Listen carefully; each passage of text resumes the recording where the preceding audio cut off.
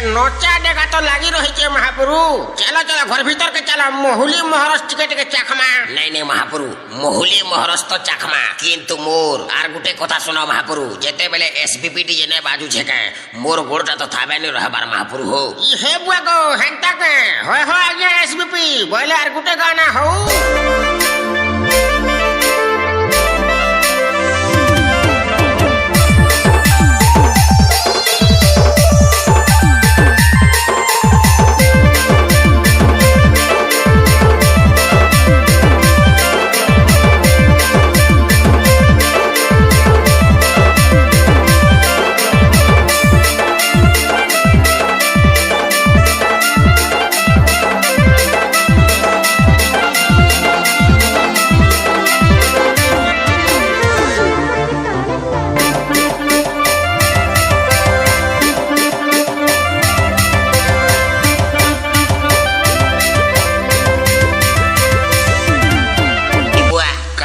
संदी तुम्हें भी देखो तो एक बारी रसो रसो कालू छजी एकदम मुंह के उतरे दे छ बुतरी जीवार बेलनी आर काना कहमी संदी तमके मोर दुखर कथा तमर संदन के सोर करी करी महापुर घुरी जाऊ छे मथा काना के गुलगुला है सो संदी ए बाबू उदे बोजा तेरे वा नचा डेगाटा पदी माइंड के फेरे सेवा